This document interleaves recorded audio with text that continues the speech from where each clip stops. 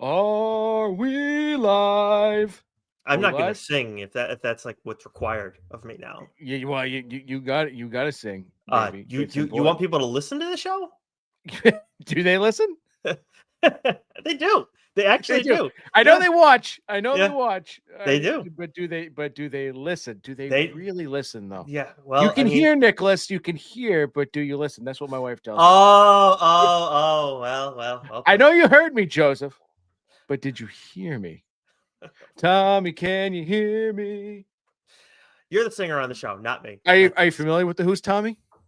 I never really listened to a whole lot of the Who. I don't know why my dad didn't like. Uh, He talk about okay. it. Isn't that's the one with is it Pete Townsend's a guitarist? Yeah, yeah, yeah, And yeah, he's the yeah. one like cut like sliced part of his finger off, right? Like playing guitar.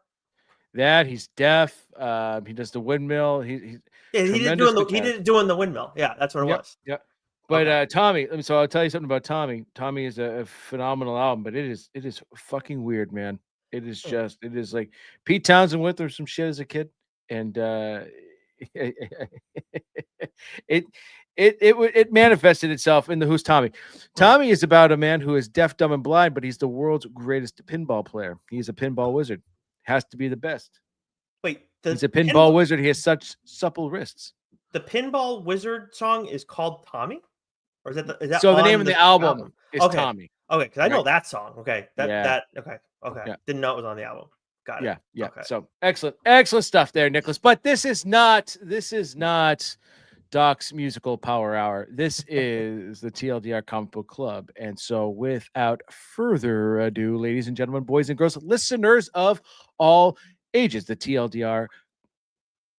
You know what, Nicholas? I Ooh, tried to do something different, and it that happens sometimes, but you know we can't Ladies and get rid gentlemen, of that boys and trying. girls, listeners of all ages, TLDR Studios proudly presents you the greatest, and I mean the greatest non-fucking up podcast of the world. He is the everyday comic book writer, Nick Friar. I am your friendly neighborhood backcracker, Dr. Joe. Some might call me Tenacious Doc, and together we are the TLDR Comic Book Club, baby. The issue Good. is, Nicholas, I got to do that. It's all in the cadence. It's all in the delivery. I try Yes, to it slow actually it is. Yes. down. I Mhm. try to talk it up, and I'm I've going to write noticed a little that's note. Does not work. you're very right. Like you're a rhythm player. You're very much you are a rhythm shooter. I wanted to say like Marcus Smart, but I don't want people to think I don't know ball because that's not the case at all. He's just the heat check king. But anyways, on a musical note, Alter Bridge just released a new single, and I fucking love Miles Kennedy. I'm very curious if we have listeners who also listen to Alter Bridge or Miles Kennedy's solo music. If you do, hit me up on Blue Sky or Twitter because I'd love to talk about it. I'm very curious what people think about the new music. The opening guitar riff, speaking of music stuff, outstanding. Anyways, like we said, not the musical power hour on TLDR You Comic know Book I Club. don't speak Spanish.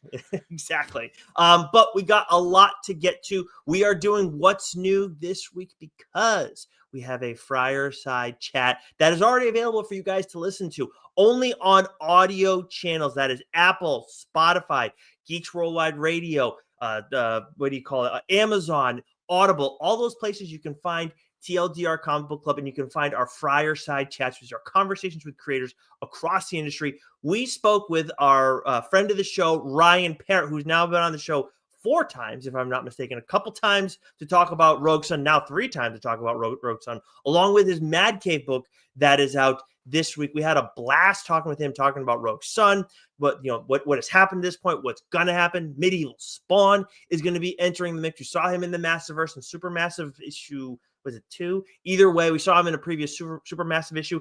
Now he's going to be in Rogue Sun issue 30, which is coming out in October, and it's going to be this kind of one-shot story that's a bit of a flashback. Very excited to check that out. Had a great time talking with Ryan. I love talking with him in general, Joe, because I know most of, if not all of our guests that we've had on enjoyed comics prior to writing comics.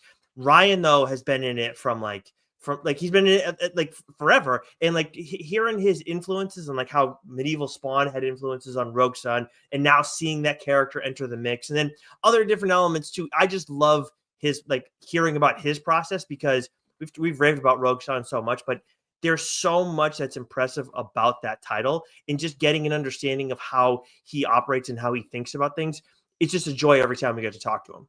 Yeah, and that's a book that's really been cooking with gas, lately. Not that it ever wasn't, but like there was something really awesome about this last arc, and then the medieval spawn stuff, and just again, you're right, talking just comics in general. It's a lot of fun. It really is like we're talking with friends. You're at a local comic book shop and just talking books, Hmm. and that's what we do, and that's what we love, and Ryan does that really well with us. So yeah, it's a lot of fun.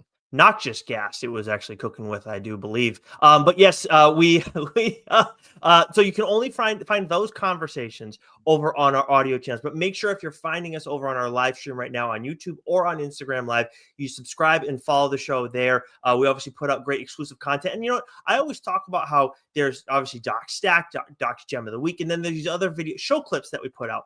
And while you get those show clips in the audio form, I haven't been giving us enough credit, Joe. Those clips also have preview pages from the publishers that we are allowed to utilize. So if you guys are like, oh, I want to get a look at some of the books that I haven't picked up yet, we drop them all on Wednesday on Blue Sky and on Twitter, and then we sprinkle them on YouTube and Instagram throughout the course of the week. But you get a look at preview pages there. So make sure you subscribe to at least one of our social media platforms, or accounts on one of the social media platforms and on YouTube, so you can watch us stream the show raw and unedited, because there are times where we have to clean some stuff up, whether it's connective or one of us not having our best day.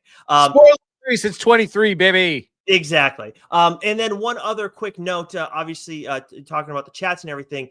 A little while back, we had the Cloakroom editors and some of the writers from the Cloakroom issue 4, which is where I got my first bit of comic book writing published in the first volume of that. The 5th volume of the Cloakroom is live right now on Kickstarter. So if you want to go and back that, you want to check that out. Joe and I have been reading all the volumes. We've been loving it. Obviously, if you haven't read the first volume, which I am featured in, you can get that on there as well. There are add-ons, there are packages where you can get that added to what you're picking up, which is the Cloakroom Volume 5. And those are all short stories from writers and artists in Scott Snyder's comic book writing class, something that I am a part of. So definitely something worth supporting, worth checking out if you're looking for, trying to find that diamond in the rough, that hidden gem of, I guess, the week, kind of, I don't know. But that's a good place. Soak of the year. Soak of the year. There you go. That's a good place to go and find those. So again, go on Kickstarter or on Google. If you just type in the Cloakroom Kickstarter or Scott Snyder, the Cloakroom, you're going to find that. You're looking for Volume 5's campaign right now. All right. That's enough promoting, Joe. We got a lot of books to cover. Actually, we got a little bit catching up to do first. I know you've been reading a couple titles recently that you wanted to catch up on. Yeah. And if you're watching and or listening, there's some Easter eggs here. So pay attention, because Always. we're always talking about how our fingers are buried in many, many pies. What kind of pies we're not going to discuss? Well, now, so I listen to Dork too much. I apologize. So I went on a bender. I went on a David Pepos bender, and I read two volumes, Nicholas. Space Ghost Volume 1. Nice. Which what I'll say about Space Ghost is that my only real knowledge of Space Ghost came from the Cartoon Network Space Ghost show, which was like him doing a talk show, like a late night talk show. Huh. And then there was like the Brack show, and so like it was like like the C Lab 2021 kind of stuff, like real spoofy stuff. So I'm not very familiar with Space Ghost, but after reading Captain Planet and Speed Racer, I'm like, let's give this a go. I fucking love it. It's excellent. He's this outer space vigilante, right? And so I've been talking about like just having a lot of fun lately reading comics. I think a lot of these nostalgia books, some of these old, coming back to life, is bringing back a bit of my childhood, even though I just said this was not what I was familiar with, but it's from that era. Sure. It's a lot of fun. There's a lot of heart. There's a lot of action. There's something that just really pulls you in to Space Ghost, because he's definitely got some shit that he's dealing with, and Pebbles doing an excellent job writing him. So I was very pleasantly surprised with Space Ghost. Nicholas. Talk about feel-good books. Nicholas. Holy balls. The devil that wears my face. In your face. Man, why didn't you tell me to read this book sooner? I've never talked about that book on the show. I have no idea what you're I am kicking myself for not reading this book sooner. Absolutely flew through it. It is one of the most engrossing, horrifying books I've ever read. And that's in large part to also Alex Cormack. Mm-hmm. You son of a bitch. I love you. I mean, that book is wildly violent, but the premise of the story and the machinations and all the twists and turns that you experience when reading it, on top of this villain who is just outright evil. It is so good. I can't recommend a horror book enough. Mm-hmm. It's a great time to be picking that up. Any top 10 horror book I have going forward is going to be on it. Mm-hmm. On my list. It is 100%. that freaking good. So it absolutely is. I'm glad that you feel that way after reading it, man. It's outstanding, and it was so far up my alley. Like I couldn't. Oh yeah, couldn't have enjoyed that book more. It was so fucking good. But definitely, when you're talking about your being in your feel good era. no. Well, the end was very satisfying. Sure. But that was if there was ever a book for Nicholas Nathaniel Friar to read, that was it right there. Actually, that's not my middle name. That actually has a nice roll to it. Yeah. Speaking of catching up, real quick, because I do want to get into what's new. Survival Street, which is a Dark Horse series. There was Survival Street Volume 1, which was 4 issues, and then it returned as Survival Street: The Radical Left. I loved this series. It is definitely polycharged, but I absolutely loved it. And it's basically taking like all the Sesame Street characters and radicalizing the hell out of them with good reason. And it just, there's so much chaos that unfolds over the story, but there's like little, like you can kind of see who's like who they're supposed to be. There are definitely moments where I'm like, I like didn't pick up on some of the comps to like, Sesame Street. But it like eventually along the way, I was like, oh, that's who that is. That's who that is. And I'm sure if we talked to the creators of that series, they couldn't necessarily say who's supposed to be who, but as a reader, you can absolutely figure it out. I had a lot of fun with it. I've been wanting to check it out for a while, and just recently I was like, you know what, fuck it, I'm going to do it. And I couldn't stop reading it. So I will probably find a way to talk about that on the show at some point. It was really fucking good. Love it. Right. Love it. Love it. Love it. All right, let's get into what's new. This was a great week for us. It was such a great week where it was like hard to stay on top of friggin' everything, because we also had a lot of number ones that were out this week, Joe.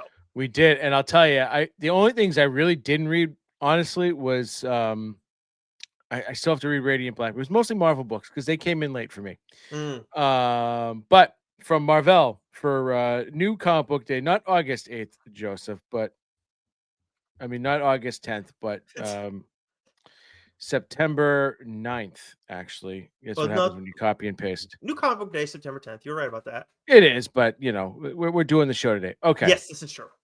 Okay. For new comic book day, September 10th, 2025, the year of our year, we have Ultimate Wolverine issue 9, Ultimate Spider-Man Incursion issue 4, One World Under Doom issue 7, Captain America issue 3, Exceptional X-Men issue 13, Eddie Brock Carnage issue 8. What a fucking week for Benjamin Percy, by the way. Dude. All right, we've got Helverine issue 10, Red Hulk issue 10, and another book from him, which we will be discussing momentarily. Jedi Knights issue 7, Spider-Verse vs. Venomverse issue 5, Superior Avengers issue 6, Wolverine and Deadpool issue 3, Imperial War Nova Centurion issue 1, and we have the Undead Iron Fist issue 1, Edge of Venomverse issue 1, and then we have 2 books. I know I just said like I didn't read Marvel books. I did read one. You read one. So which one would you like to discuss first there? I read both. Nicholas I read both. Nathaniel. The both that were How about you go first with your book then? Sure. He's just getting me with the Nathaniel bit. So X-Men of Apocalypse issue 1, Jeff Loeb was writing this, of course, and then Simone DeMeo, who we've seen a lot of work in the Massiverse, and I thought that he was a really good choice for this title. Like for some reason, it hit just right. And I did love the action that we got in particular with Gambit in this too, the way that that character gets introduced. And obviously, we all know I'm a big Gambit fan, and I will say, we get Gambit, Rogue, Magneto, Sabretooth, Blink, all in the mix in this. If you are a Gambit and a Rogue fan, much like me, you definitely need to check this series out. I think we all know kind of what goes on with Gambit, Rogue, and Magneto in the Apocalypse era. But even if you don't, this is very much accessible for people who have not read Age of Apocalypse, or even if you're like, I can't really remember what the hell happened. This reintroduces the characters very nicely, very accessible for new readers. All you really need to know is this is basically in the time where Apocalypse was able to reign supreme over the world. And even then, they talk about that a little bit throughout quite a bit over the course of the issue and fill you in on some things. But I absolutely loved it. I loved seeing Rogue and Gambit in this different role. It's a fascinating element, and where it seems they're taking the story now, it's going to be definitely a focal point in the series. But we're seeing like this team that has Sabretooth and Blink and Gambit, Rogue, like all on the same side, Magneto. I find that very compelling. For those wondering, because this is actually X-Men of Apocalypse Alpha issue 1 to kick things off, the checklist for this series is going to be the issue that's out this week. Then we have 4 issues of the title X-Men of Apocalypse. Then we have X-Men of Apocalypse Omega issue 1. And then we're going to have, there's going to be a giant-sized Age of Apocalypse that's going to be coming out as well. That will be also an issue 1. So, keep that checklist readily available as you go along, because that is a little bit confusing, a little bit annoying. Could do without the Alpha and Omega. But regardless, I enjoyed the start of this series. Yeah, that's like part of the reason why I've given up on Marvel events. If I need a fucking checklist, I'm out. I'm out. You put a checklist at the end of a comic, and I've got to like keep track. I'm out. I can't do it. I'm too old for that shit. Hey, everybody has to draw a line somewhere. Generally speaking, when I see an Alpha and an Omega, I'm like, that's. I know with Benjamin Percy for the Ghost Rider Wolverine, he had an Alpha and Omega, but like there was nothing that was going to stop us from reading it. It was we love his work too much. We love what he's done with those characters or did with those characters. But yeah, I Alpha and Omega is my checklist. Like that, where I'm usually like, I don't. It's one thing if the checklist is like, okay, it's like a total of, like 4 or 5. If it's like the total of like a graphic novel, say. But like, I think I'm just so scarred from War of the Realms, where that checklist was like 20 something books long. Yeah. And I'm like, I'm out. I'm out on data pages and I'm out on fucking checklists. I'm out. This one I specifically wanted to mention because it is kind of that length, but you got the Alpha and Omega, and I just feel like that's going to mess some people up. I think one that was a good example of a good use of the checklist was the Thor Hulk crossover that we got a few years back, because like that's like, and we had it with like kind of with Wolverine and Ghost Rider too, because it was crossing over into the main line. So it's like, yeah, I need to know where this is going to be happening at all times, 100%. But yeah, keep it tight, and that's okay. But like, I can't do that. It's just the big events. I can't do it. I'm scarred. Right. Now, speaking of Benjamin Percy, we're talking all around it. I think everybody knows the book that you're ready to break down, written by Benjamin Percy, with art by Julius Ota. That is Punisher Red Band, issue 1. Benjamin, oh my sweet Benjamin, how you bring me such joy with your violence. Like, between his original Wolverine run and then Helverine and Ghost Rider and Red Hulk and now Punisher, right? It's just been glorious violence after glorious violence after glorious violence. And so when it was announced he was doing Punisher, I think we both sort of felt the same way. It's like, yeah, it's like the perfect. We thought Wolverine was the perfect character for Benjamin Percy because he is Wolverine incarnate. But what he's been able to get away with at Marvel, now granted they're slapping mature labels on his books for good reason, but like what he's been able to do, there's no better character than Punisher for him to tackle, because it's really allowing him to, explore that character really unfettered. And what I loved about this issue was this wasn't just a regular Punisher book, but it kind of felt like one at the same time, Mm, right? So especially like you're getting this narration and you're sort of getting things from from Frank's point of view, so you can tell like something's not quite right. Is there like is there some amnesia? What's something's going on? He doesn't quite seem himself, but he's also very much like a ruthless, vengeance killing machine. mm.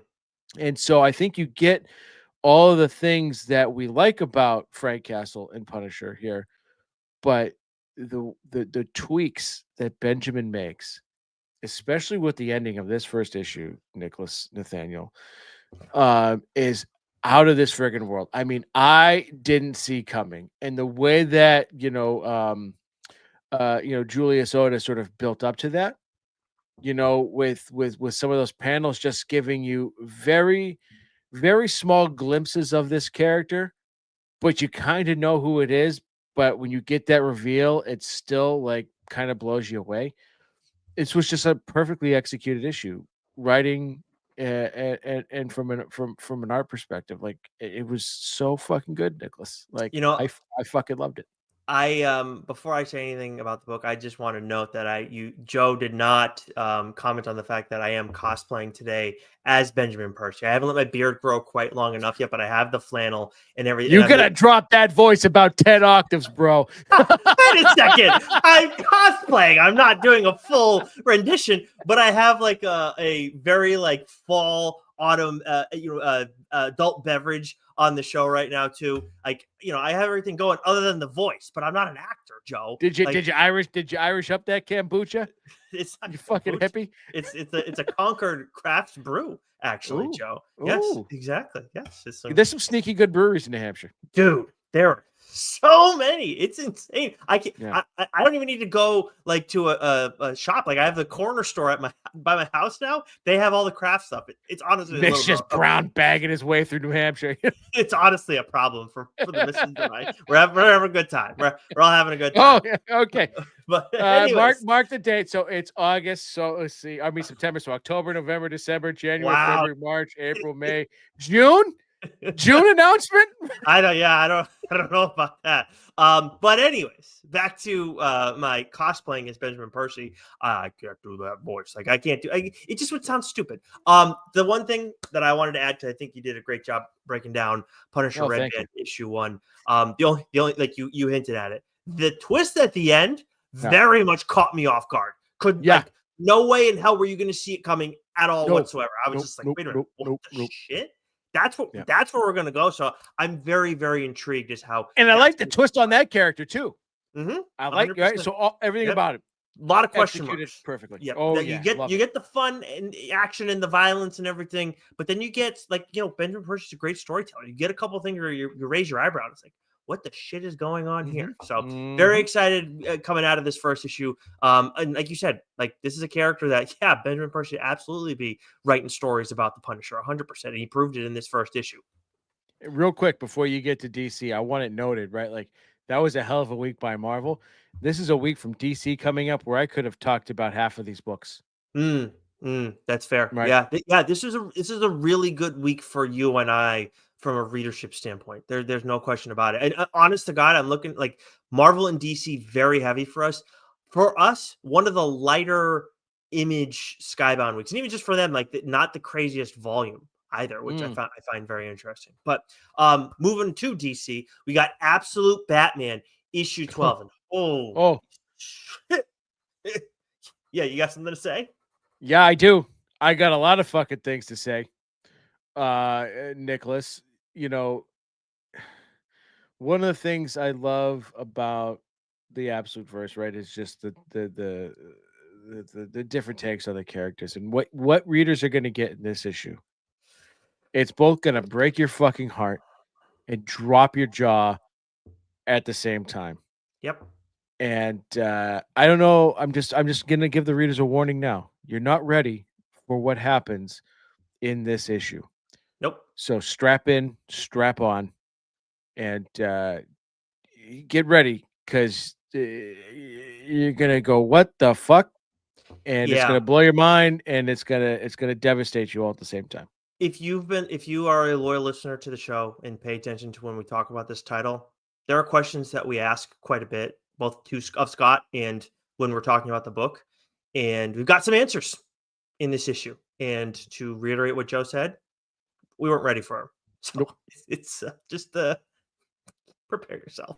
All right, moving over to Action Comics 1090, Batman and Robin issue 25, Batman Dark Patterns issue 10, Supergirl issue 15, Green Lantern Corps issue 8, Superman the Kryptonite Spectrum issue 2, Aquaman issue 9, Batman Gotham by Gaslight, A League for Justice issue 3, Trinity Daughter of Wonder Woman issue 4, Fire and Ice When Hell Freezes Over issue 6, and then possibly the most highly anticipated book for this show since probably Absolute Batman started, Joe, and that is Red Hood issue 1 by Gretchen Felker Martin and Jeffrey Spokes. What did you think? So we talked off air last week because in Absolute Green Lantern or whatever the book was, they had some preview pages for this, right? And I discussed some potential misgivings that I had for the title, Nicholas. Now I know that, you know, and this is healthy of you. You admit when you're wrong, and it happens quite frequently. I'm not so much used to that. I couldn't have been any more wrong about a title in my life than I am about Red Hood. Okay. So I think when we talked about this, I said I was not trying to set the bar too high because I didn't think I was going to be fair to Gretchen and Jeffrey, right? And because if it didn't meet that potentially unfair expectation, it's okay to have expectations, but if you set them too high, it can sometimes be unfair if they're not met. So I went in like with tempered expectations. I read the preview pages and like I thought right away the art was fantastic, but I wasn't sure. I just really didn't know what direction they were going to take Jason Todd and if they were going to Dick Grayson him or not, right? And sort of neuter what we wanted the character to be. Well, I got to tell you, this book has everything that I love. Right. The doctor's diagnosis is in, baby. It was raw. It was gritty. It was violent. It was executed perfectly. It was layered. The pacing was fantastic. It was, what I love about it is that it starts off fairly grisly. And so you're given right away something really fucked up is going on here. And you're getting this narration from Jason Todd, and so you get the vibe already. He's not sort of excommunicado from Gotham and from the Bad Family, but like something definitely happened there, for sure. And so, okay, we're establishing that he's a bit of a lone wolf here. Okay, good. And there's this sort of this crime wave that's going on that he wants to get to the bottom of, and we're introducing some characters who want to help him, and he's like, nope, I got this, bro. And then we get about 2/3 of the way through the issue, and any questions that I had about whether Jason Todd was going to be that guy or not was answered. And I said, God damn.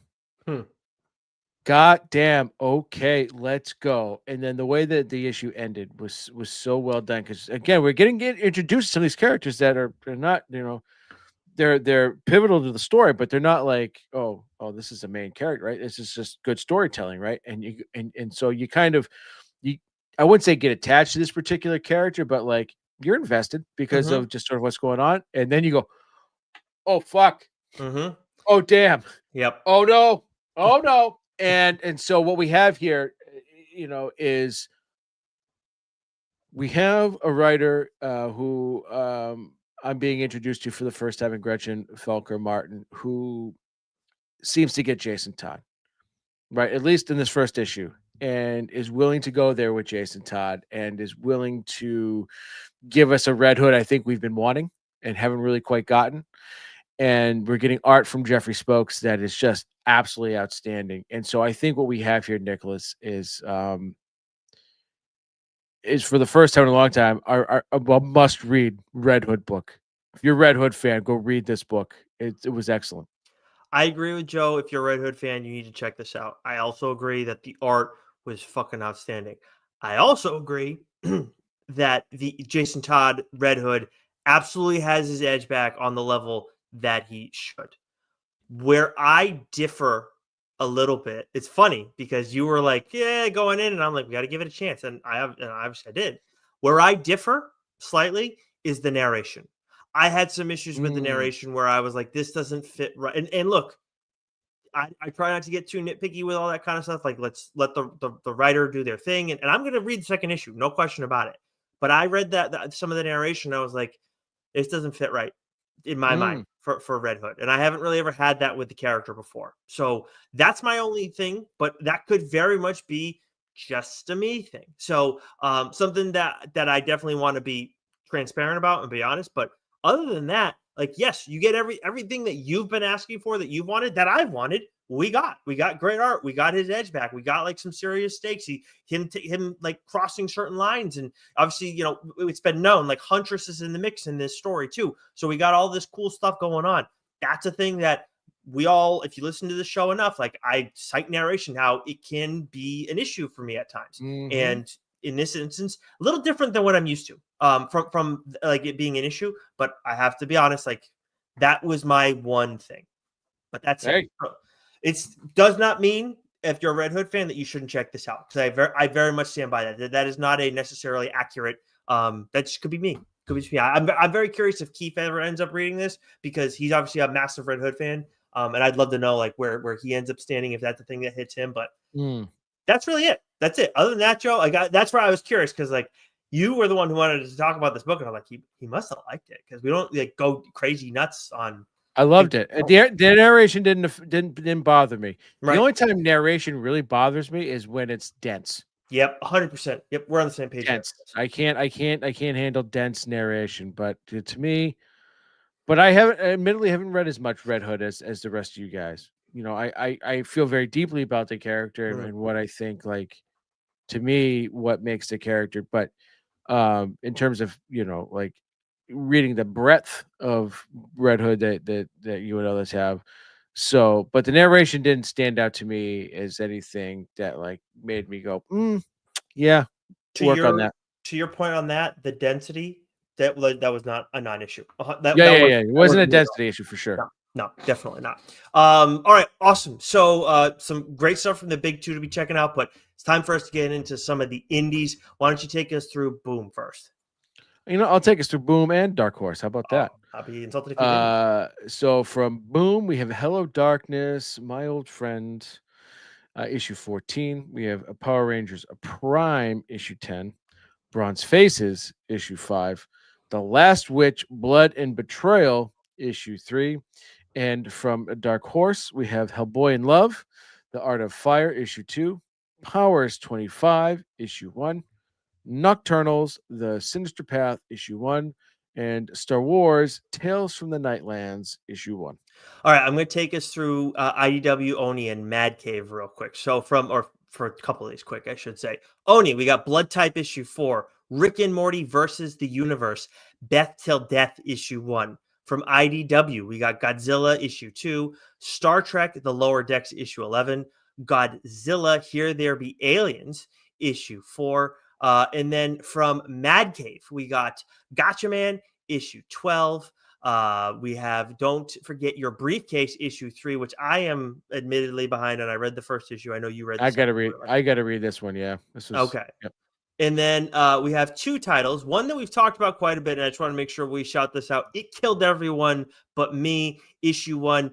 We talked with Ryan about this on the show, so make sure you guys go check out that that chat. That was on the latter half of our conversation. We did an early look on this, but I just want to note, like, Joe and I both loved the first issue. We're very excited. This is going to be a 5-issue miniseries. The next thing, speaking of miniseries, look, I know, I don't usually mention this kind of thing, but peek behind the curtain, we got Matt Cave a little bit later than we normally would. And obviously you've had a busier week than normal, but you have every intention of reading Racer X, right? Yeah. Okay, good. Because I was gonna say, because I'm like, when I underlined this, I'm like, Joe's gonna put. We got ready for the show. I'm like, he didn't. Wow. I Like, just get a chance to read it. let me put this in as simple terms as I can for you. You like Speed Racer a fuck ton. You're gonna like this book more. Period.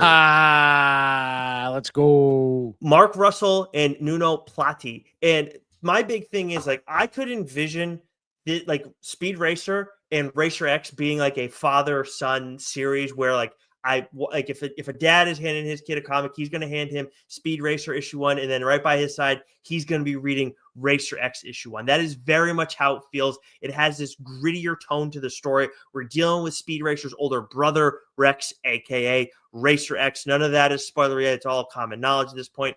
And it very much, while it's in this universe, obviously, it also feels like its own thing, but it's in conversation. Look, we both will tell you, you should be reading Speed Racer at Mad Cave Studios right now by David Pepos and Davide Tinto. That said, if you haven't read a lick of that yet, you can still read Racer X issue 1, and you're going to be totally fine. And Joe obviously has to show off his Speed Racer bandana every time we talk about the Speed Racer universe because Mad Cave sent that his way to butter him up. But this really does. They don't even need to do it. But like this really does have like a little bit of like a grainier texture to it. It has a darker, more adult feel. And right now, it's just listed as a mini series, and I feel like that's a sin. Like I know, like look, Mad Cave, they're pushing all the right buttons and everything, but I really hope that everybody turns up for this book because like I feel like Mark Russell like has more to do with this character, and I'd love to see him do it because this first issue in general, it's just like you have this character who has had an awful experience and he's very much trying to figure out the directions he's going to go in. And it's so easy to pull for him and so easy to hate the people around him but also understand how this character got to where he did. I like Speed Racer as a kid a little bit, but I don't know the lore. I'm so in on Racer X, dude. It's Racer X. Too, so. Is it naughty, Nicholas? Is that why you like it? It's not even remotely. It was a former. You're unbelievable. This is why we can't have nice things. Maybe that's why I'm waiting for my cellophane covered Racer X book to show up. All right. Okay. All right. I'm gonna bring this home, Nicholas. How about that? Sounds good. From Titan, we have Conan the Barbarian issue 24, and Return to Skull Island issue 3. I believe there's probably a title, some words in front of that I forgot to write down. From Distillery, we have The City Beneath Her Feet issue 1. One quick note on that note. That is a remastered edition. The first issue came out in 2024, and I've been waiting on this. I just assumed like Distillery's seems to be having some level of distribution issues. I'm not sure. But issue 2 and 3 are set to come out in November and January. So this is like hey, if you missed it, come back and join in. And then in November, we're going to get going again. So that's where this is at. Okay, there we go. From Dynamite, we have Thundercats issue 18, which, Nicholas, I did read and was excellent. Nice. Space Ghost issue 2. We have so I'm assuming that Space Ghost. They renumbered it, but volume 2, issue 2, right? Yes. Yeah. Vampirilla issue 5, Zootopia issue 6, and the Blue Falcon and Dynamite issue 1. And that's written by I didn't jot down, but I actually did read this, and it's like it had some heart to it, and some shit happens in this first issue, and I was like, fuck, man, this book's gonna have some edge to it. I was blown away by like the development that happened in this issue. Let's see here. Dynamite. Yeah, I know. The Blue Falcon and Dynamite. Oh, Jimmy Palmiotti. Oh, that's right. Jimmy Palmiotti's writing this. Yes. Palmiotti. Yeah, and he's a great writer. He's excellent. And so lastly, from Image and Skybound, we have Transformers issue 24, which I believe is the last issue. Written by Daniel Warren Johnson. We've Spawn 368. Radiant Black issue 37, which I wanted to read, just didn't get to. Oh, dude, there's some really. You're gonna really be like, fuck, man, like you're gonna be excited coming out. Yeah, I got some reading to do tomorrow. Yep. I guess I'm reading tomorrow to catch Great shift issue, by the way. So pumped about that. up. Red Coat, issue 14. King Spawn, issue 49, the Tim Wakefield issue. We have, I wrote this down twice because I'm a fucking dolt. Okay. We have boy. Blood and Thunder, issue 5. Farmhand, issue 25. Free Planet, issue, a lot of the issue 5s. Free Planet, issue 5. Blood Squad 7, issue 10. And then 2 books, Nicholas. I will go first because I am running amok here with my mouth, so I might as well get the talking over with.